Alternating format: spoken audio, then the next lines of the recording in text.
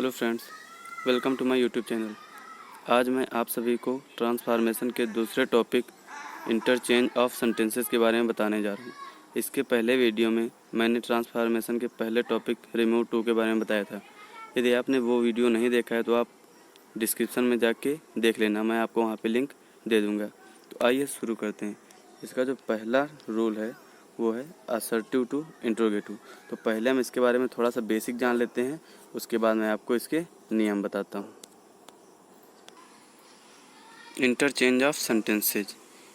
अब हम देखेंगे असर्टिव सेंटेंसेज क्या होते हैं, क्योंकि हमें पहला जो रूल है वो है असर्टिव टू इंट्रोगेटिव। सबसे पहले हम जानेंगे असर्टिव क्या है। असर्टिव सेंटेंस दो प्रकार के होते हैं, पहला होता है अफर्मेटिव, दूसरा होता है निगेटिव। अब निगेटिव हम देख लेते हैं और अफर्मेटिव भी देख लेते हैं। अफर्मेटिव कौन सा वाक्य, जैसे है एक वाक्य वह जाता है।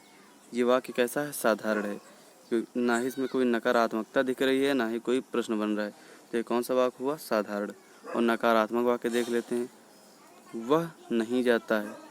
इंग्लिश क्या हुई, ही डज नॉट गो। ये कैसा वाक्य हुआ, निगेटिव, क्योंकि इसमें नॉट है। जिस वाक्य में नॉट होता है वह कैसा होता है, निगेटिव। यानी कि हमें अफर्मेटिव और निगेटिव वाक्यों को किस में चेंज करना है, इंट्रोगेटिव में। अब हम देख लेते हैं इंट्रोगेटिव में चेंज कैसे करना है। इंट्रोगेटिव में चेंज करने के लिए सिर्फ एक ही नियम बताया है मैंने, यही नियम हर वाक्य में लागू होगा। सबसे पहले हम क्या लिखेंगे, सहायक क्रिया। जो उस वाक्य में सहायक क्रिया दी रहेगी वही हम सहायक क्रिया यहाँ पे लिख देंगे। उसके बाद हम जो करता रहेगा यहाँ पे वो करता यहाँ पे लिख देंगे। उसके बाद जो मुख्य क्रिया होगी वो कर्म लिखेंगे। उसके बाद इंट्रोगेटिव मार्ग। तो ये हुआ इंट्रोगेटिव बनाने का नियम, यानी कि यही नियम हमें हर वाक्य में लगाना है। देखो, जो पहला वाक्य दिया रहेगा यदि वो साधारण है तो हम यहाँ पे कर्ता के बाद नॉट लगाएंगे, और यदि वो नकारात्मक है तो यहाँ पर हम नॉट नहीं लगाएंगे। ये हो गया रूल। और देखो, कुछ ऐसे शब्द भी मिलेंगे जिन्हें हमें हटाना पड़ेगा, और यदि ये साधारण वाक्य हैं तो उन शब्द के स्थान पर हम दूसरे शब्द लिखेंगे और वहाँ पे हम नॉट नहीं लिखेंगे। आइए अब मैं रूल बता रहा हूँ, उसके बाद एग्जाम्पल बताऊँगा तो आपको बहुत ही अच्छी तरीके से समझ में आ जाएगा। बस वीडियो को 1 मिनट के लिए भी स्किप मत करना। आइए यहीं से शुरुआत करते हैं थोड़ा सा। देखो, यह वाक्य है ही गोज। इसको यदि हम इंट्रोगेटिव बनाए तो क्या बनेगा, डज ही गोज गो। क्या ये बनेगा, ये नहीं बनेगा। ये वाक्य कैसा है, साधारण। तो इसके बाद हमें कर्ता के बाद क्या लगाना पड़ेगा, नॉट, तब ये वाक्य सही बनेगा। इसी प्रकार जैसे ये दूसरा वाला है ही डज नॉट गो, तो इसका क्या बनेगा, डज ही गो। इसका ये बनेगा, इसमें नॉट था तो हम यहाँ पे नॉट नहीं लिखेंगे। ये इसका हो गया। आइए अब हम रूल की तरफ बढ़ते हैं, फिर आपको हम अच्छे से समझाते हैं। रूल 1 में वही बताया गया है जो मैंने आपको पीछे बताया है। असर्टिव सेंटेंस को इंट्रोगेटिव सेंटेंस में बदलना। क्या लिखेंगे, सहायक क्रिया कर्ता नॉट। यदि वाक्य साधारण है तो नॉट, यदि नकारात्मक है तो नॉट नहीं लिखेंगे। प्लस मुख्य क्रिया प्लस कर्म plus interrogative mark. Interrogative mark अवश्य लगाएंगे क्योंकि हम इंट्रोगेटिव में कन्वर्ट कर रहे हैं। जैसे पहला एग्जाम्पल क्या है, he is going to market. वाक्य कैसा है, साधारण है, तो हम इसको जब इंट्रोगेटिव में चेंज करेंगे तो नॉट अवश्य लगाएंगे। तो हम क्या लिखेंगे, सबसे पहले क्या लिखेंगे, सहायक क्रिया। सहायक क्रिया कौन सी है इसमें, इज। तो सबसे पहले क्या लिखेंगे, इज लिख दिया। कर्ता कौन सा था इसमें, ही लिखेंगे, इज ही। नॉट साधारण वाक्य है इसलिए हम इसमें कौन सा लगाएंगे, नॉट। मुख्य क्रिया गोइंग थी, यहाँ पे भी गोइंग लिख दिया। उसके बाद कर्म क्या बचा, टू मार्केट, तो यहाँ पे हम क्या लिख देंगे, टू मार्केट। यही हमारे पास बचा था। तो इस प्रकार से हमने इस वाक्य को हल कर दिया। He is going to market, तो इसका क्या बनेगा, is he not going to market. आइए अब हम देखते हैं अपने अगले नियम। अगले नियम बहुत ही आसान है, उसके लिए हमें इस सूत्र की आवश्यकता पड़ेगी जो कि बहुत ही महत्वपूर्ण है। इस सूत्र से ही हम आगे वाले वाक्यों को हल करेंगे, यानी कि जो असर्टिव के वाक्य होंगे उन्हें इंट्रोगेटिव में बनाएंगे। लेकिन इनमें से हमें कुछ ऐसे शब्द मिलेंगे जिन्हें हटाकर हमें कोई अन्य शब्द लिखने पड़ेंगे। तो आगे के जो रूल हैं उन्हें मैं स्टेप बाय स्टेप करके बताऊंगा, और उन्हीं में वो शब्द मिलेंगे जो हटाने पड़ेंगे। तो आपको पहले ये सूत्र याद करना पड़ेगा, इसी के हिसाब से हमें वाक्य बनाना है। जो भी हमें वाक्य मिलेगा और जो शब्द मिलेगा उसे हम हटाकर उसके स्थान पर कोई दूसरा शब्द लिखेंगे। तो आइए अब देखें वो शब्द कौन कौन सा है, एकदम आराम से समझिएगा, अच्छे से समझ में आएगा। पहला शब्द कौन सा है हमारा, नेवर। यदि वाक्य में हमें नेवर मिलता है तो उसे हटाकर हम क्या लिखेंगे, इवर। और हमारा नियम क्या है, सहायक क्रिया कर्ता मुख्य क्रिया कर्म। इसी हिसाब से हम हल करेंगे। और जब यदि हमें नेवर मिलता है तो इसे हटाकर हम क्या लिखेंगे, इवर। आइए हम एग्जाम्पल के थ्रू समझते हैं। एग्जाम्पल क्या है, he will never forget my kindness. देखो नेवर आया है तो हम इसे हटाकर क्या लिखेंगे, इवर। लेकिन हमें अभी उसी रूल से पहले बनाना है। तो सबसे पहले हमें क्या लिखना है, सहायक क्रिया। सहायक क्रिया इस वाक्य की क्या है, विल। तो हम सबसे पहले क्या लिख देंगे, विल। उसके बाद क्या लिखना होता है, कर्ता। वाक्य में कर्ता क्या है, ही। तो हम क्या लिखेंगे, ही। उसके बाद मैंने बताया नेवर है, नेवर को हटाकर क्या लिखेंगे, इवर। इवर लिख दिया। उसके बाद क्या था, मुख्य क्रिया। मुख्य क्रिया फॉरगेट है, फॉरगेट लिख दिया। उसके बाद कर्म माई काइंडनेस, माई काइंडनेस बचा था, लिख दिया। उसके बाद इंट्रोगेटिव मार्क, ये अवश्य लगाना पड़ेगा क्योंकि हम इंट्रोगेटिव बना रहे हैं। देखो हमारे रूल में क्या था, सहायक क्रिया, कर्ता, मुख्य क्रिया, कर्म। अब ये इवर कहाँ से आएगा, देखो यही मैं बताना चाह रहा था कि यदि कोई भी शब्द मिलता है चाहे वो कहीं पर भी हो तो हम उसे हटाकर ये जो मैंने बताया था नेवर को हटाकर इवर लगाएंगे तो ये लगा दिया। इसी तरह हमें आगे भी मिलेंगे। तो आइए आगे वाले देखते हैं नियम। यदि वाक्य में हमें नो वन मिलता है, यदि हमें नो वन मिलेगा तो उसे हटाकर हम क्या लिखेंगे, सहायक क्रिया प्लस एनीवन। जो भी हमें सहायक क्रिया दी रहेगी वो हम लिखेंगे प्लस एनीवन। यदि आपको ये नहीं लगाना है तो आप सिर्फ हु से काम चला सकते हैं, सिर्फ हु लिखेंगे। आइए मैं एग्जांपल के थ्रू समझाता हूँ।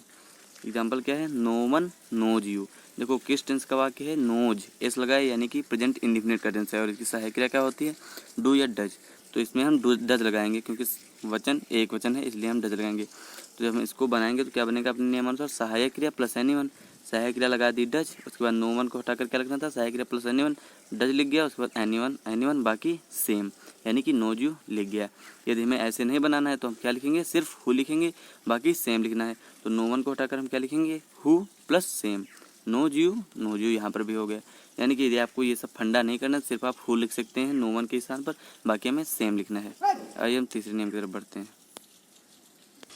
रूल नंबर 4, यदि वाक्य में हमें एवरीबॉडी मिलता है तो एवरीबॉडी को हटाकर क्या लिखेंगे, हु लिखेंगे सबसे पहले, प्लस सहायक क्रिया वाक्यानुसार यानी कि जिस टेंस का वाक्य होगा सहायक क्रिया उसी टेंस की आएगी, प्लस नॉट और बाकी का सेम, ये लिखेंगे। यदि आपको ये सब नहीं लिखना है तो आप एवरीबॉडी के स्थान पर क्या लिखेंगे, नो बॉडी, नो बॉडी लिख देंगे तो भी सही माना जाएगा। तो आइए एग्जाम्पल के थ्रू समझते हैं। एग्जाम्पल क्या है, everybody likes to become great, everybody likes to become great. ये टेंस किस, ये वाक्य किस टेंस का है, प्रेजेंट इंडिफिनिट, क्योंकि इस मुख्य क्रिया में क्या है, यस। यस किस में लगता है, प्रेजेंट इंडिफिनिट के साधारण वाक्यों में। ये किस टेंस का हो गया है, प्रेजेंट इंडिफिनिट। आइए इसको हल करते हैं। सबसे पहले हमें क्या लिखना है, हु। तो हमने क्या लिख दिया, हु लिख दिया। सहायक क्रिया लिखनी है, डज लिखेंगे। उसके बाद नॉट लगाना है, नॉट लिख दिया। उसके बाद हमने क्या बताया था, same. Likes to become great है, इसका लाइक टू बिकम ग्रेट हो जाएगा क्योंकि सहायक क्रिया लग चुकी है तो इसमें एस नहीं लगेगा। आइए अब इसको हम नोबडी के रूल से भी बनाते हैं। तो हमें सबसे पहले कौन सा रूल लगाना होगा, सहायक क्रिया प्लस कर्ता प्लस मुख्य क्रिया प्लस कर्म प्लस इंट्रोगेटिव मार्क, और हम जहाँ पे हमें एवरीबडी मिलेगा वहाँ पर हम नोबडी लगा देंगे। तो सबसे पहले हम क्या लिखेंगे यहाँ पे, डज, डज सहायक क्रिया हो गई, प्लस कर्ता, कर्ता क्या था, एवरीबडी, जिसके स्थान पर हम क्या लिखेंगे, नोबडी, डज नोबडी। उसके बाद सेम लिख देंगे, does nobody likes to become great. इस तरह से ये बन जाएगा। आइए अब देखते हैं हम अपना अगला रूल। अगला रूल क्या है, यदि वाक्य में हमें इट इज़ नो मिले तो हम इसे हटाकर क्या लिखेंगे, व्हाट, और प्लस सेम लिखेंगे यानी कि जो भी रहेगा वो हम लिख देंगे। सबसे पहले क्या करना है हमें, इट इज़ नो यदि मिलता है तो हम उसे हटाकर क्या लिख देंगे, व्हाट। इसका भी आइए हम एग्जाम्पल देख लेते हैं। एग्जाम्पल क्या है, it is no good to help this poor man. अब ये इट इज़ नो को हटाकर हम क्या लिखेंगे, व्हाट। उसके बाद हम इतना good to help this poor man ये भी नीचे लिख देंगे यानी कि हमें सेम करना है। तो ये बहुत ही आसान है, इट इज़ नो को हटाकर क्या लिखना है, व्हाट और प्लस सेम लिख देना है। आगे का रूल क्या है, यदि वाक्य में हमें कहीं एवरीवेयर मिलता है, एवरीवेयर मिलता है तो हम क्या लिखेंगे, नो-वेयर। एवरीवेयर के स्थान पर क्या लिखेंगे, नेवर, नो-वेयर। और बाकी हमारा सूत्र वही रहेगा, सहायक क्रिया, कर्ता, मुख्य क्रिया, कर्म प्लस इंट्रोगेटिव मार्क। तो आइए इसको बनाते हैं। एग्जाम्पल क्या है, Nehru was honoured everywhere, Nehru was honoured everywhere. तो सबसे पहले मैं क्या लिखेंगे, सहायक क्रिया। सहायक क्रिया क्या है, वाज, सबसे पहले लिख दिया वाज। उसके बाद कर्ता, नेहरू करता है इसलिए यहाँ पे नेहरू लिख दिया। उसके बाद मुख्य क्रिया लिखनी होती है, मुख्य क्रिया लिखेंगे ऑनर्ड, ऑनर्ड लिख गया। उसके बाद हमें क्या लिखना है, कर्म, कर्म क्या बचा, कुछ नहीं। और या एनीवेयर, एनीवेयर के स्थान पर हमें क्या लगाना है, नोवेयर। तो हम यहाँ पे लिख देंगे नोवेयर प्लस इंट्रोगेटिव मार्क जो हमारे सूत्र में था। तो इस प्रकार से ये भी बन गया। नहीं कुछ नहीं करना था, केवल क्या करना था, एवरीवेयर मिला वहाँ पे हमें क्या लगाना था, नोवेयर, नोवेयर यहाँ पे लगा दिया। और बाकी हमारा वही सूत्र था, सहायक क्रिया, कर्ता, मुख्य क्रिया, कर्म, उसी के हिसाब से हमने बना दिया। अब आइए देखते हैं हमारा सातवां रूल। सातवां रूल क्या है, यदि वाक्य में हमें it is extremely foolish to क्या मिलता है, it is extremely foolish to, तो हम क्या लिखेंगे, व्हाई। यदि हमें कहीं पर भी किसी वाक्य में it is extremely foolish to मिलता है तो उसके स्थान पर हम क्या लिख देंगे, व्हाई। आइए एग्जाम्पल के अकॉर्डिंग समझते हैं। क्या है example, it is extremely foolish to waste time in this matter. तो इतना जो है, इतने के स्थान पर हमें क्या लिखना है, व्हाई, और बाकी सेम कर देना है। क्या लिखेंगे, it is extremely foolish to के स्थान पर क्या लिख दिया, व्हाई, बाकी waste time in this matter, waste time in this matter यानी कि सेम लिख दिया। ये भी बहुत आसान है, जिस प्रकार से इट इज़ नो को हटाकर वाट लिखते थे उसी प्रकार से इसमें भी it is extremely foolish to को हटाकर क्या लिखते हैं, व्हाई। आइए देखते हैं हमारा 8वां रूल। 8वां रूल क्या है, यदि वाक्य में if it does not matter क्या मिलता है, इट डज नॉट मैटर, तो हम इसको हटाकर क्या लिखेंगे, इसको हटाकर भी हम व्हाट लिखते हैं और बाकी क्या लिखते हैं, सेम कर देते हैं। इट डज नॉट मैटर को हटाकर हम क्या लिखेंगे, व्हाट, और बाकी सेम। आइए इसका एग्जांपल भी देख लेते हैं। एग्जांपल क्या होगा, it does not matter if you do not help me. तो इफ़ डज नॉट मैटर को हटाकर हम क्या लिखेंगे, व्हाट, और उसके बाद if you do not help me, बाकी ये सेम में रहेगा तो इसको हम इसके बगल में लिख देंगे। यानी कि इसके रूल बहुत ही आसान है, सिर्फ आपको ये समझना है किस शब्द को हटाकर हमें कौन सा शब्द लिखना है। तो आपको ये नोट कर लेना है। आप ये PDF चाहते हैं तो आप कमेंट करके बताइएगा, मैं आपको PDF डिस्क्रिप्शन लिंक में दे दूँगा। हमारे असर्टिव टू इंटरोगेटिव के सभी रूल समाप्त हो चुके हैं। अब हम जानेंगे कि अफर्मेटिव से निगेटिव किस प्रकार बनाया जाता है। तो इसके भी 4-5 रूल हैं, उनको हम देख लेते हैं। बाकी हमें उसके बाद एक्सरसाइज करनी है। एक्सरसाइज कर लेंगे तो यदि आपको कोई वाक्य नहीं आ रहा है तो आप हमें कमेंट करके ज़रूर बताइएगा। तो आइए हम सबसे पहले इनके रूल को देख लेते हैं। तो पहला रूल क्या है, विलोम शब्द के पहले नॉट लगाकर निगेटिव बनाते हैं। देखो, यदि वाक्य हम इंटरचेंज कर रहे हैं यानी कि चेंज कर रहे हैं, यदि हमें पॉजिटिव है यानी कि अफर्मेटिव है, इससे हम निगेटिव बना रहे हैं तो हम इसको निगेटिव बना तो देंगे लेकिन उसका अर्थ नहीं बदलना चाहिए। हम देखो ट्रांसफॉर्मेशन सीख रहे हैं और ट्रांसफॉर्मेशन में क्या होता है, कोई वाक्य का रूप बदल जाए, शब्द बदल जाए, लेकिन उसका अर्थ नहीं बदलना चाहिए, यानी यही करना होता है हमें। तो क्या करना है, हमारा पहला रूल क्या है, विलोम शब्द के पहले नॉट लगाकर निगेटिव बनाते हैं।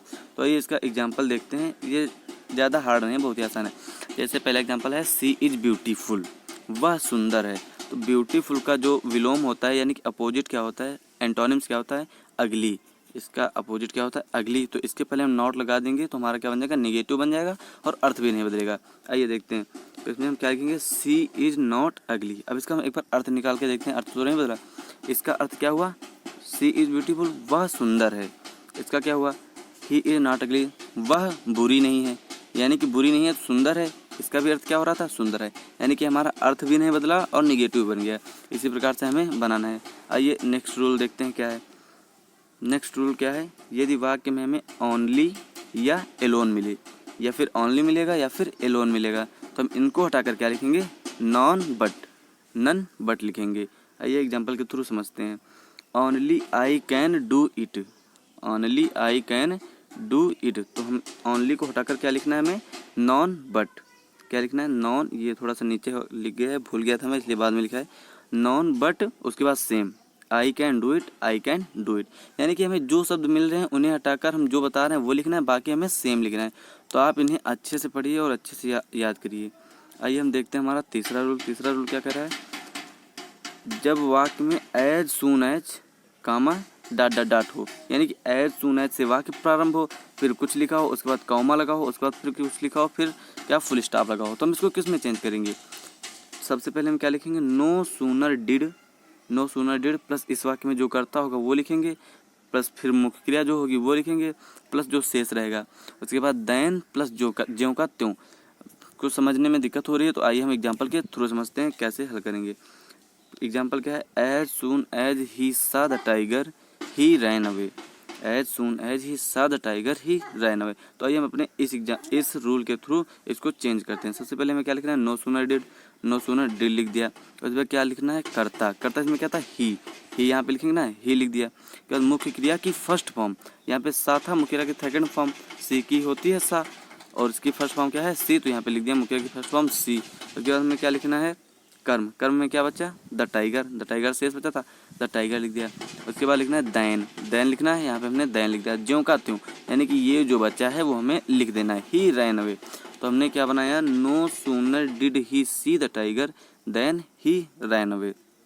इसका यदि हम अर्थ निकालें तो अर्थ क्या बन रहा है, क्या बनेगा, as soon as he saw the tiger he ran away, ज्यों ही उसने बाघ देखा वह भाग गया। तो जब इसका हम चेंज करके वो बनाएंगे तब इसका अर्थ क्या होगा, no sooner did he see the tiger then he run away, वह उसने बाघ को देखा फिर वह भाग गया, उसने बाघ को देखा फिर भाग गया, यानी कि अर्थ वही बन रहा है लगभग। ना इसका अर्थ कैसे बनेगा, ना ही उसने, इसका अर्थ होता है ना ही उसने बाघ को देखा और वह भाग गया। आइए देखते हैं हम हमारा अपना रूल नंबर 4। यदि वाक्य कंपैरेटिव डिग्री का हो, यदि वाक्य कंपैरेटिव डिग्री का हो, कंपैरेटिव डिग्री का वाक्य होता कैसा है ये भी मैंने लिख रखा है, अर्थात यानी कि हो प्रथम कर्ता प्लस सहायक क्रिया plus comparative degree plus then या फिर टू, या फिर देन रहेगा या फिर टू प्लस द्वितीय कर्ता। तो हम इसको चेंज कैसे करेंगे, सबसे पहले मैं क्या लिखना है, द्वितीय कर्ता, यानी कि ये वाला यहाँ पे आ जाएगा, प्लस सहायक क्रिया जो यहाँ पे रहेगी वो भी यहीं पर रहेगी, प्लस नॉट यहाँ पे आ जाएगा। मैंने बताया था ट्रांसफॉर्मेशन में यदि ऊपर वाले वाक्य में नॉट नहीं है तो नीचे वाले वाक्य में नॉट आ जाता है, और वैसे में यहाँ पे क्या बना रहे निगेटिव, तो नॉट आना आवश्यक है, यानी कि नकारात्मक अर्थ जरूर निकले। तो हम क्या लिखेंगे, नॉट, द्वितीय कर्ता लिख दिया, सहायक क्रिया not plus so plus positive degree plus as plus प्रथम कर्ता। ये थोड़ा आपको समझने में परेशानी हो सकती है क्योंकि डिग्री का वाक्य और डिग्री अभी मैंने पढ़ाई नहीं है, इसके अगले वीडियो में हो सकता है कि मैं डिग्री पढ़ाऊँ, और यदि आप कमेंट करेंगे तो जल्दी ही वीडियो मिल जाएगा। आइए इसका एग्जांपल देखते हैं। I am greater than you, I am greater than you, ये वाक्य इस रूल का है, प्रथम कर्ता सहायक क्रिया कंपैरेटिव डिग्री, देन आया है, इसमें टू नहीं आया है, प्लस द्वितीय कर्ता। तो हम इसको हल्के से करेंगे, सबसे पहले लिखेंगे द्वितीय कर्ता इसमें क्या था, यू, तो सबसे पहले हम यू को लेकर आएंगे, तो क्या बनेगा यू, उसके बाद सहायक क्रिया यू के अकॉर्डिंग सहायक क्रिया कौन सी आएगी, आर, यहाँ पे एम था तो हम एम तो लिखेंगे नहीं, एम आई के साथ आता है, आर किसके साथ आता है, यू के साथ, तो हम यहाँ पे क्या लिखेंगे आर। उसके बाद हमारे रूल के साथ क्या लिखना है, नॉट लिख दिया, सो लिखना है, सो ग्रेट, देखो ग्रेटर एक कंपैरेटिव डिग्री है ग्रेट की, और इसकी पॉजिटिव डिग्री क्या होती है ग्रेट। उसके बाद क्या लिखना है, एज लिख दिया प्लस प्रथम कर्ता क्या था आई, ये लिख दिया आई। मैं बहुत ही आसानी तरीके से समझा रहा हूँ, यदि आप समझ रहे हैं तो बहुत अच्छा, क्योंकि मैं एक एक अक्षर आपको समझा रहा हूँ, बिल्कुल ध्यान से समझिएगा। आइए हम बढ़ते हैं अपने अंतिम रूल की तरफ। यदि वाक्य पास्ट इंडेफिनिट टेंस का हो, अर्थात कर्ता प्लस मुख्य क्रिया की सेकंड फॉर्म प्लस कर्म, यही होता है पास्ट इंडेफिनिट का टेंस। तो हम इसको कैसे चेंज करेंगे, सबसे पहले लिखेंगे कर्ता plus did not plus fail two plus मुख्य क्रिया की फर्स्ट फॉर्म प्लस कर्म। आइए एग्जाम्पल के थ्रू समझते हैं। क्या है वाक्य, आई सादा ताजमहल, देखो कर्ता है, मुख्य क्रिया की सेकंड फॉर्म में प्लस कर्म है, यानी कि ये पास्ट इंडेफिनिट का टेंस है। तो जो हम चेंज करेंगे तो क्या लिखेंगे, कर्ता लिखेंगे, कर्ता क्या है हमारा आई लिख दिया, प्लस डिड नॉट लिखना था तो डिड नॉट लिख दिया, प्लस फेल टू लिख दिया, प्लस मुख्य की फर्स्ट फॉर्म सा की फर्स्ट फॉर्म क्या होती है सी, उसके बाद कर्म क्या बचा ताज। तो मैं आशा करता हूँ कि आप सभी को समझ में आया होगा। यदि कोई भी टॉपिक आपको समझ में नहीं आया है तो आप कमेंट करके ज़रूर बताइए, और आज यदि आपको वीडियो अच्छा लगा हो तो हमें कमेंट करके अवश्य बताइए। धन्यवाद।